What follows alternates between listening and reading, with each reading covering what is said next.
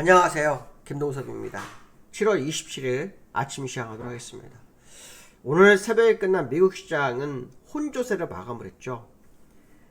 FMC 회의가 어제 오늘 진행이 됐고 그 결과가 발표되면서 시장에는 혼조세를 마감을 했습니다.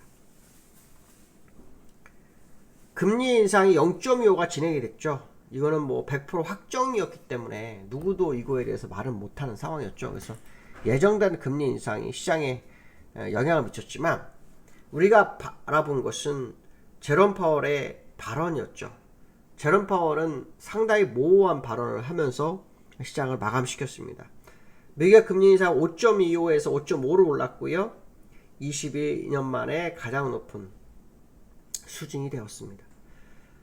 혼조세를 마감에는 다우가 오늘 소폭 상승합니다. 그래서 13거래 연속 상승하는 기염을 토하는 상황이 됐고요. 0.25% 금리 인상이 됐는데요. 연내 추가 금리 인상 가능성을 제롬 파월이 열어두는 그런 상황이 됐습니다. 하지만 금리 인상이 알려졌던 것이기 때문에 시장 반응은 제한적이었다 이렇게 해석도 되는 것 같습니다. 제롬 파월 언급에서 마지막 금리 인상일지 요 언급을 시장을 기다렸었는데요. 전혀 그런 발언은 없었고요. 오히려 필요하면 추가 인상에 나설 수 있다라는 언급을 합니다. 가장 보편적으로 대답을 한 상황이었죠.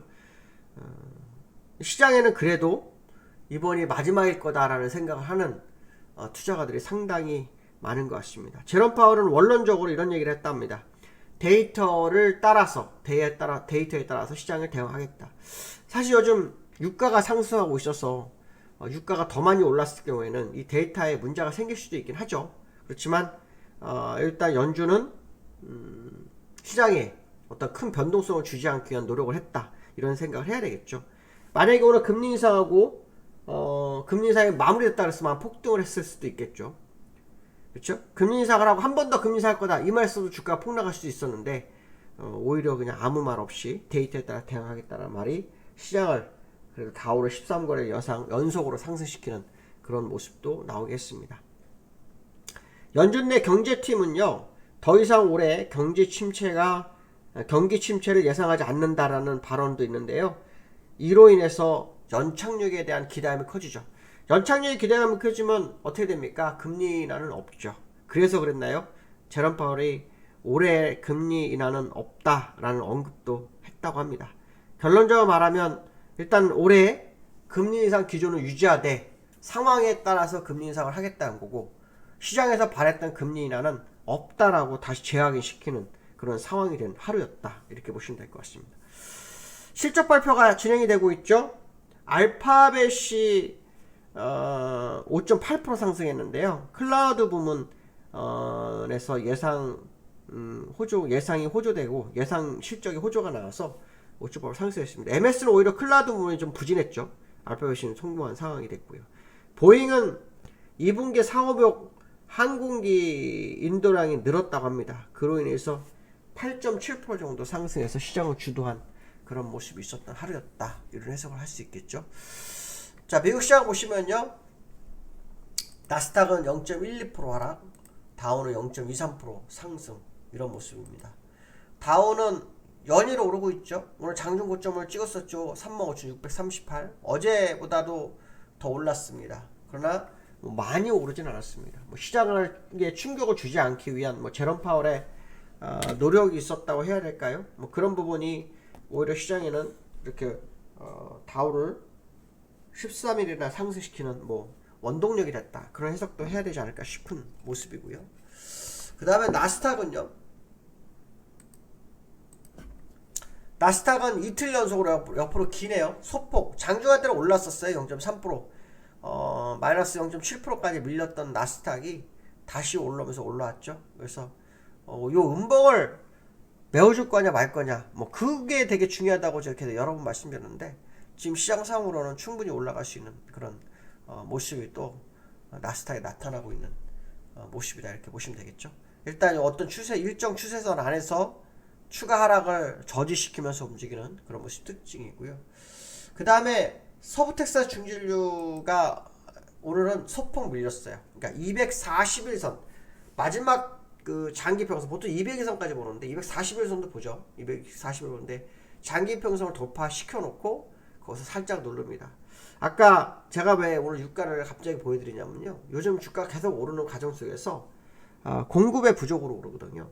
공급의 부족으로 오르는데 제롬 파월이 오늘 무슨 얘기를 했냐면 데이터에 따라서라는 표현을 썼거든요.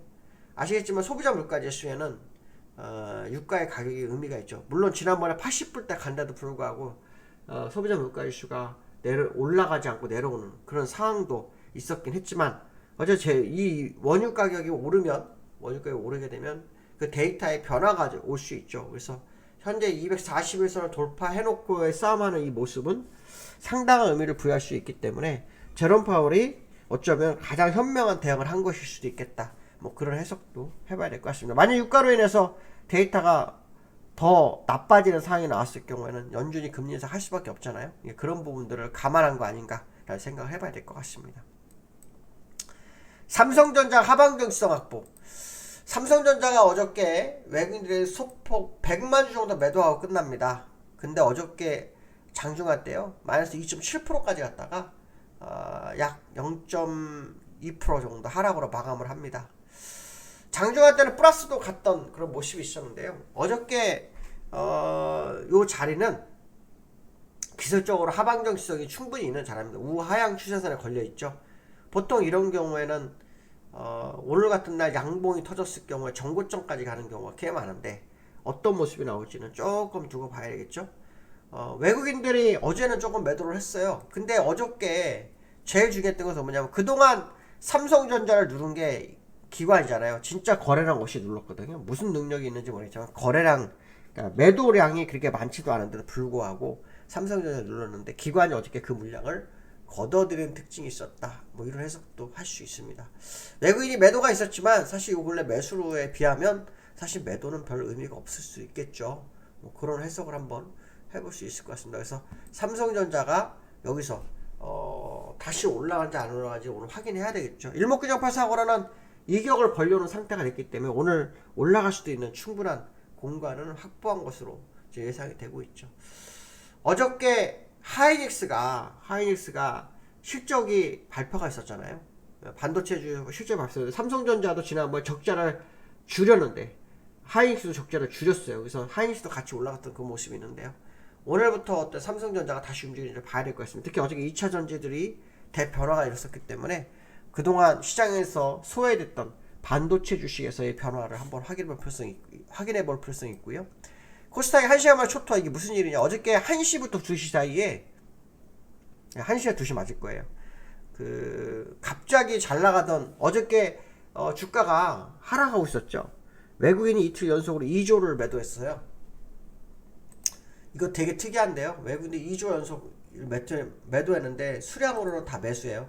수량은 매수해요. 그러니까 이게 굉장히 좀 난해한 상황이죠. 그러니까 대형주 중에서 2차 전지 익절을 한 것 같아요. 2차 전지 익절을 한 이틀간 하는 상태에서 2차 전지를 끌어올렸던 누군가가 차익 실현을 하면서 2차 전지들이 폭락을 하는 그런 상황이 발생했죠. 그래서 어저께 에코프로 같은 경우 제가 에코프로에 대해서 아마 얘기를 했을 거예요. 기술적으로 에코프로는 요 근처 여기서 끝나야 된다. 근데 슈팅이 들어가 버리더라고요. 그래서 153만원까지 가길래 깜짝 놀라서 야 새로운 파동 만드나 이런 생각을 하고 있었습니다. 근데 결국 밀려서 제가 제시했던 가격보다 밀려서 끝났죠. 그래서 120만 장중할 때 거의 30만원 정도 움직였다고 합니다. 30만원 넘게 움직여요. 30만원 더 되나요? 네, 40만원 정도 움직이는 그런 모습이 있었는데요. 어쨌든 이 에코프로의 개인들은 좀 매도를 하는 상황이다 이렇게 보시면 되겠죠. 왜 이런 현상이 나타났냐면요. 사실 어저께 그저께 외국인들이 2조 정도를, 그러니까 2조 정도를 매도했는데 매일 1조씩 매도를 했어요. 그 과정 속에서 모든 종목이 내려가는데 2차 전지만 계속 갔단 말이에요. 개인들이 다 거기 쏠려버린 거죠. 아마 다른 종목을 다 팔고 글로 갔을지도 모르겠죠. 그런 상황 속에서 종목들을 보면 코스닥은 1760개 정도 된 기업 중에서 400개 정도 상승했었고요. 코스닥은 1500개 정도에서 100개 상승했어요. 그러니까 2차 전지만 오르고 있었던 거죠. 그래서 아마 더 불안하다고 생각하는 누군가가 아마 차익 실현을 시도했던 것 같다. 이런 해석을 합니다. 그로 인해서 주가가 밀렸던 하루였고 마지막에 다시 올랐는데요.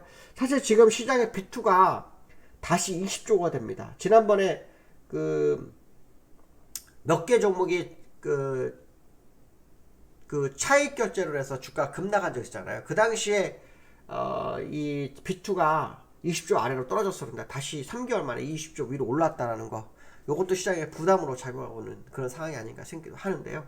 요즘 도학개미가 다시 몰려왔다고 합니다. 한번 그들의 모습을 좀 봐야 될 것 같고, 오늘 위클리 방입니다. 어저께 코스피가 1.6% 정도가 빠졌었는데 오늘 어떤 모습이 나올지 다시 한번 확인하는 하루가 돼야 되겠다, 이 말씀드릴 수 있을 것 같습니다. 오늘 여기까지 하겠습니다. 감사합니다.